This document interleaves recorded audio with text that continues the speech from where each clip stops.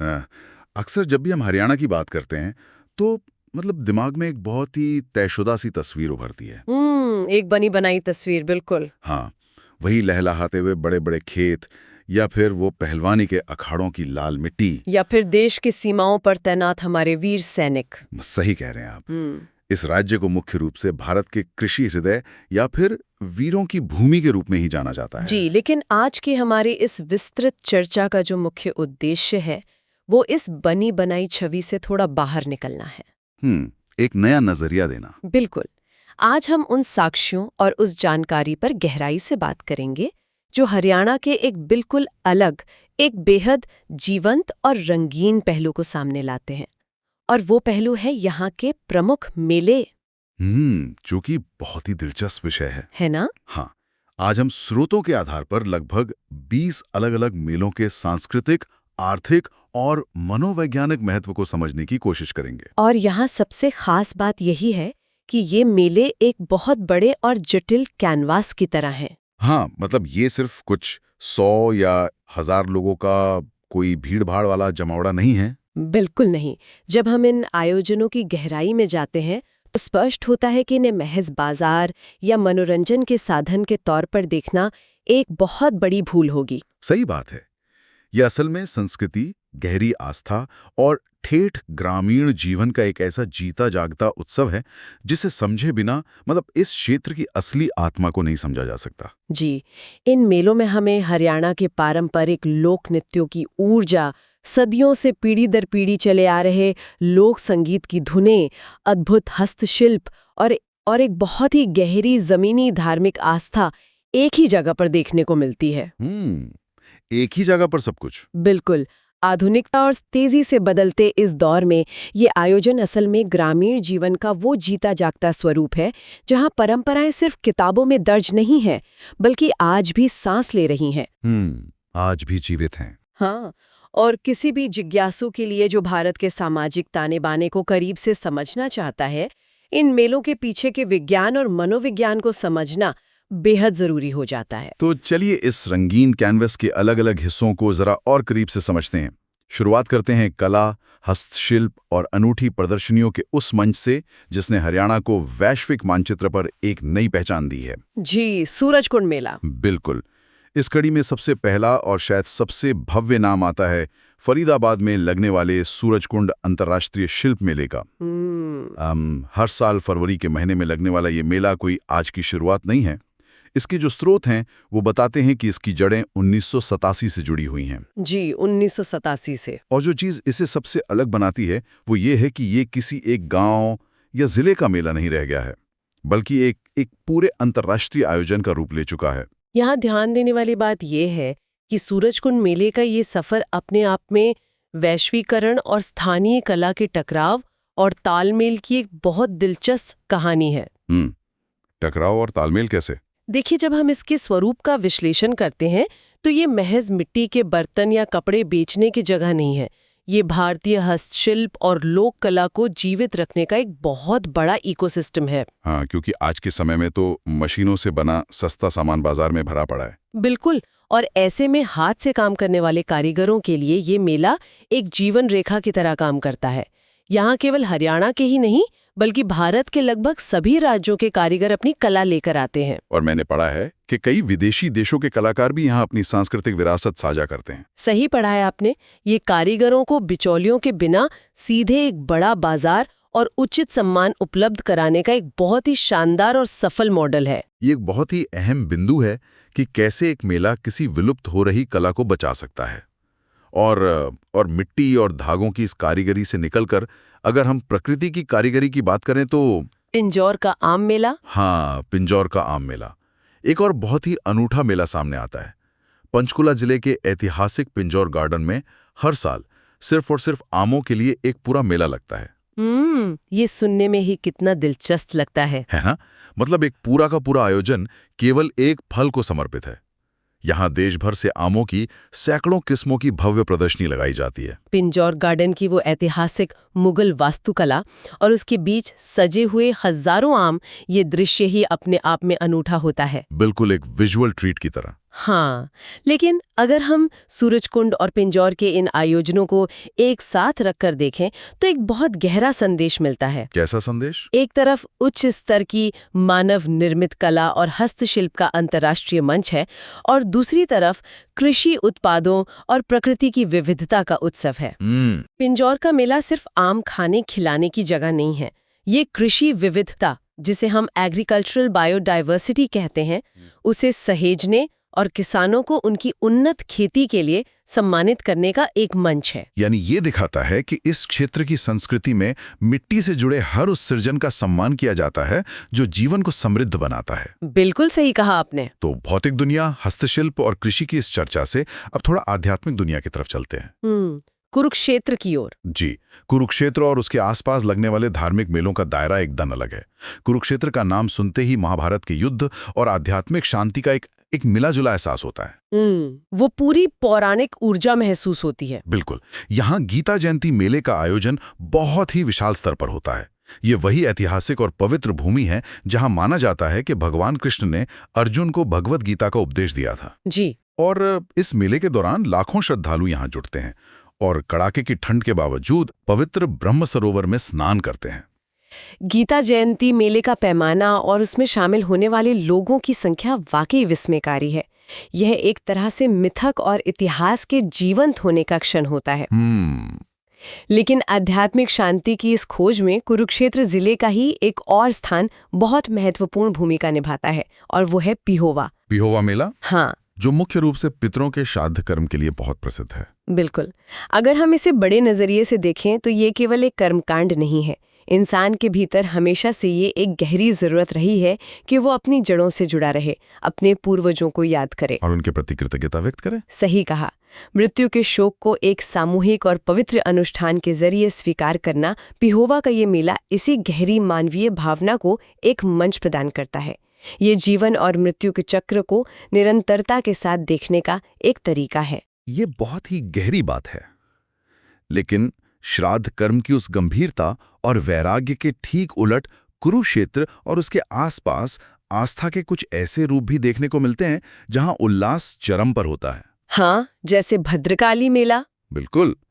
कुरुक्षेत्र के भद्रकाली मंदिर का मेला, जहां शक्ति की उपासना पूरी भव्यता के साथ होती है, या फिर भगवान कृष्ण का जन्मोत्सव जन्माष्टमी के समय लगने वाले मेले, जहां पिहोवा में एक ठहराव और यादों का माहौल है, वहीं जन्माष्टमी के मेलों में गूंजते भजन, झांकियां और एक अलग ही स्तर की उत्सव वाली ऊर्जा होती है। मतलब एक ही जिले में आस्था के ये दो बिल्कुल अलग अलग रंग देखने को मिलते हैं। और यही विरोधाभास ही भारतीय दर्शन की सबसे बड़ी खूबी है। बिल्कुल। कुरुक्षेत्र का ये पूरा परिदृश्य इस बात का प्रमाण है कि कैसे पुरानी कथाएं और आध्यात्मिक मान्यताएं आज भी लोगों के वार्षिक कैलेंडर को चला रही हैं। इंसान को जीवन के हर रस की जरूरत होती है।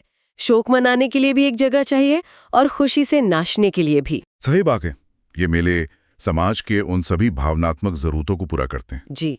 अब इन बड़े पुराने कथाओं और महाकाव्यों से इतर अगर हम आम आदमी के रोजमर्रा के जीवन को देखें तो उनकी आस्था का एक बहुत बड़ा हिस्सा उन संतों और समुदायों से जुड़ा है जो उनके अपने बीच रहे हैं। स्थानीय संत। जी। समुदाय, संत और स्थानीय आस्था के प्रतीक वाले मेले इसी बात को दर्शाते हैं। उदाहरण के लिए अगर हम देखें तो हिसार जिले में लगने वाला अग्रोहा धाम मेला। अग्रवा समाज का केंद्र। बिल्कुल। यह स्थान महाराजा अग्रसेन की स्मृति से जुड़ा है और अग्रवाल समाज के लिए ये महज एक मंदिर नहीं है, बल्कि उनकी सामूहिक पहचान और जड़ों का सबसे बड़ा केंद्र है। अग्रोहा धाम जिस तरह से एक विशिष्ट समुदाय को एक सूत्र में बांधता है, जी, ठीक उसी तरह रोहतक जिले के अस्थल बोहर में लगने वाला बाबा मस्तनाथ मेला भी समाज के एक बड़े हिस्से को प्रभावित करता है। बाबा मस्तनाथ मेला ये नाथ संप्रदाय से जुड़ा है ना? हाँ, ये मेला नाथ संप्रदाय के महान संत बाबा मस्तनाथ की स्मृति में आयोजित होता है। नाथ संप्रदाय का उत्तर भारत और विशेषकर हरियाणा की लोक परंपराओं में बहुत गहरा और रहस्यमयी प्रभाव रहा है। ये संत जंगलों या पहाड़ों में नहीं, बल्कि सीधे तौर पर ग्रामीण जीवन के ताने बाने के बीच रहकर योग और अध्यात्म का अभ्यास करते थे। अस्थल बोहर का मेला उसी प्राचीन योगी परंपरा का आज भी जीवित स्वरूप है। और दिलचस्प बात यह है कि ये केवल बड़े संप्रदायों तक सीमित नहीं है। कलायत में कपिल मुनि का मेला लगता है। इसके अलावा रेवाड़ी जिले में बाबा मोहन राम के सम्मान में एक बहुत बड़ा मेला लगता है। जी, और यमुनानगर में बाबा रोडूशा मेला भी है। हाँ, यमुनानगर जिले में आयोजित होने वाला बाबा रोडूशा मेला। इन मेलों की लोकप्रियता देखकर ये सवाल मन में आता है कि आखिर इन स्थानीय संतों का लोगों पर इतना गहरा और स्थायी प्रभाव क्यों है। ये एक बहुत ही बारीक और समझने लायक पहलू है। इन स्थानीय संतों का इतना प्रभाव इसलिए है क्योंकि ये किसी दूर आसमान में बैठे कोई अमूर्त देवता नहीं थे। मतलब वे लोगों के आसपास ही थे। बिल्कुल। लोक स्मृति में ये संत आज भी इसलिए जीवित हैं क्योंकि इन्होंने आम लोगों की रोजमर्रा की समस्याओं को छुआ था। जब चिकित्सा सुविधाएं नहीं थीं, तब ये संत उनके वैद्य थे। जब कोई पारिवारिक उलझन होती तो ये उनके मार्गदर्शक थे। किसानों की खेती से लेकर उनके पशुओं की बीमारियों तक इन संतों ने एक जमीनी स्तर पर लोगों की मदद की।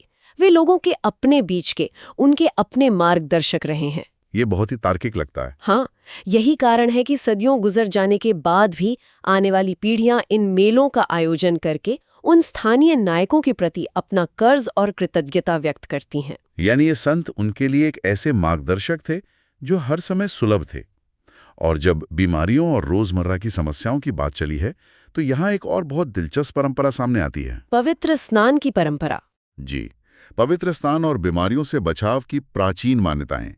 जैसे यमुनानगर जिले के कपाल मोचन मेले में कार्तिक पूर्णिमा के दिन लोग एक पवित्र सरोवर में स्नान करके आत्मिक और शारीरिक शुद्धि प्राप्त करते हैं। कपाल मोचन का अपना एक अलग ही महत्व है। बिल्कुल, लेकिन इससे भी ज्यादा ध्यान खींचता है गुरुग्राम में लगने वाला शीतला माता मेला। चैत्र के महीने में लगने वाले इस मेले में श्रद्धालुओं की भारी भीड़ उमड़ती है। शीतला माता के मेले का संबंध सीधे तौर पर मौसम के बदलाव और लोक चिकित्सा से है। लोक चिकित्सा से कैसे? देखिए, चैत्र का महीना वो समय होता है जब सर्दियां जारी होती हैं और गर्मियां आ रही होती हैं। मौसम के इस संधि काल में चेचक और अन्य संक्रामक बीमारियों का खतरा सबसे ज्यादा होता था। अच्छा, तो ये समय बीमारियों के फैलने का होता था। बिल्कुल। प्राचीन समय में जब आधुनिक वैक्सीन नहीं थी, तब स्वच्छता, खानपान की कुछ खास नियम और साफ सफाई को धार्मिक अनुष्ठानों के साथ जोड़ दिया गया था। शीतला माता की पूजा असल में उसी लोक चिकित्सा, डर और आस्था का एक अद्भुत संगम है, जहां बीमारियों से बचने के लिए देवी की शरण ली जाती थी। ये डर और आस्था का संगम सच में कमाल का है। और जब डर की बात आती है तो जो अगली जानकारी सामने आती है वो पहली नजर में थोड़ी हैरान करने वाली लग सकती है। आप सांपों की पूजा की बात कर रहे हैं। हाँ, सांपों की पूजा के मेले। यहाँ सबसे दिलचस्प बात यह है कि हरियाणा में गोगानमी और नागपंचमी के मेलों का जो स्तर है वो बहुत व्यापक है। जगह जगह गोगा जी को सांपों के देवता के रूप में पूजा जाता है। अब सवाल यह है कि जिस जीव से इंसान सबसे ज्यादा खौफ खाता है, उसके लिए इतने बड़े स्तर पर मेले क्यों आयोजित किए जाते हैं? ये एक बहुत ही वाजिब सवाल है। दरअसल इस खौफ के पीछे ही सम्मान और सह अस्तित्व का मनोविज्ञान छिपा है। हमें ये याद रखना होगा कि हरियाणा का मूल ढांचा पूरी तरह से कृषि पर आधारित है। जी, खेती-बाड़ी मुख्य है। बिल्कुल। एक किसान का सबसे ज्यादा समय खेतों की मिट्टी और फसलों के बीच बीतता है, जहां उसका सीधा सामना सांपों से होना एक आम बात है। अब खौफ इसका सिर्फ एक पहलू है, क्योंकि पुराने दौर में सर्पदंश अक्सर जानलेवा होता था। हाँ, क्योंकि तब एंटीवेनम तो होते नहीं थे। सही कहा। लेकिन इसका दूसरा और अधिक व्यवहारिक पहलू ये है कि सांप किसान के दुश्मन नहीं बल्कि मित्र भी हैं। मित्र इस मायने में कि वो चूहों और ऐसे अन्य जीवों को खाते हैं जो खड़ी फसल को पूरी तरह बर्बाद कर सकते हैं। बिल्कुल सही। लोक परंपराओं ने और उस दौर के समाज ने इस बात को बहुत पहले समझ लिया था कि इस इकोसिस्टम में संतुलन बनाए रखने के लिए सांपों का होना बहुत जरूरी है। वे उन्हें मारकर खत्म नहीं कर सकते थे और उनसे पूरी तरह बच भी नहीं सकते थे। इसलिए उन्होंने एक मध्य मार्ग निकाला, भय को सम्मान में बदल दिया। क्या बात है, भाई को सम्मान में बदल दिया। हाँ, उन्होंने बोगाजी जैसे लोक देवताओं की कल्पना की, जो सांपों के रक्षक भी हैं और उनसे इंसानों का बचाव भी करते हैं। नाग पूजा या गोगा नवमी जैसे मेले इसी बात का प्रतीक है कि कृषि प्रधान समाज ने प्रकृति की खतरनाक से खतरनाक चीज के साथ भी तालमेल बिठाने का एक सांस्कृतिक तरीका खोज लिया था। ये नजरिया तो इन मेलों को देखने का पूरा ढंग ही बदल देता है। गोगा जी की पूजा एक तरह से प्रकृति के साथ एक समझौता है।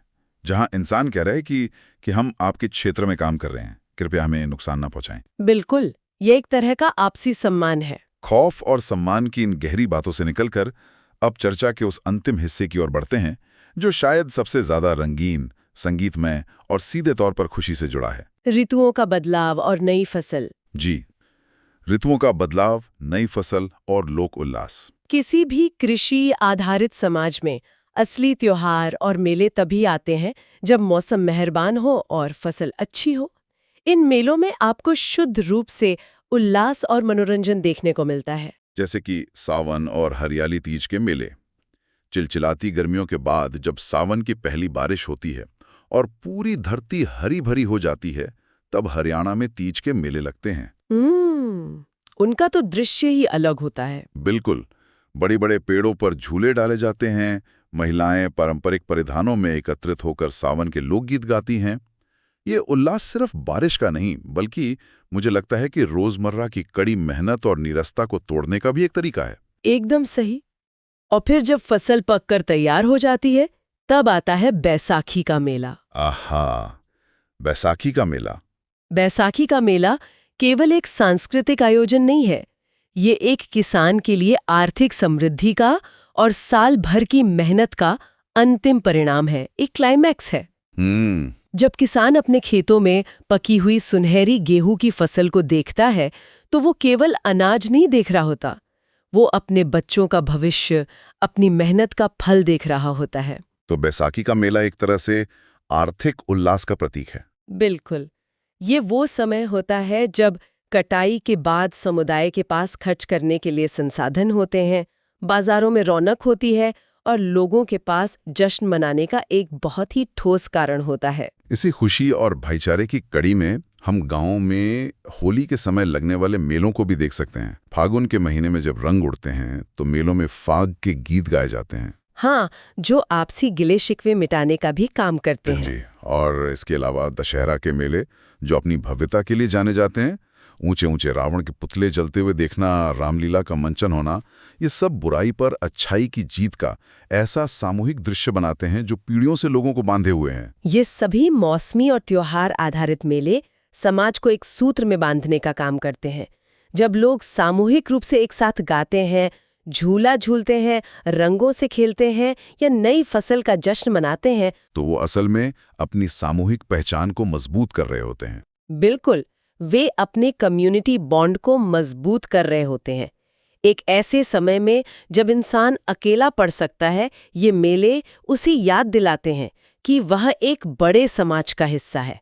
तो अगर हम आज की इस पूरी चर्चा को समेटें तो इसका असल में मतलब क्या निकलता है? आज हमने जिन 20 अलग अलग मेलों का विश्लेषण किया, चाहे वो सूरजकुंड में देश विदेश के हस्तशिल्पियों का जमावड़ा हो, पिंजौर गार्डन में आमों की महक हो, या कुरुक्षेत्र में गीता और श्राद्ध के गंभीर आध्यात्मिक अनुष्ठान हो, स्थानीय संतों के प्रति अगाध श्रद्धा हो, गोगा नवमी पर सांपों के साथ सहअस्तित्व की बात हो, या फिर तीज और बैसाखी का अल्हड़ लोक उल्लास हो, ये सभी आयोजन हरियाणा की आत्मा का एक बहुत ही साफ आईना है। जी बिल्कुल। ये इस बात को पुख्ता करते हैं कि क्षेत्र की मिट्टी में सिर्फ पसीना और वीरता ही नहीं है, बल्कि कला, संगीत और दर्शन की बहुत गहरी परतें भी मौजूद हैं। मेरी राय में इस विस्तृत अध्ययन का सबसे बड़ा और महत्वपूर्ण निष्कर्ष ये है कि सूचना और तकनीक के इस बेहद तेज और आधुनिक दौर में भी इन मेलों का अस्तित्व न केवल बचा हुआ है, बल्कि फल फूल रहा है।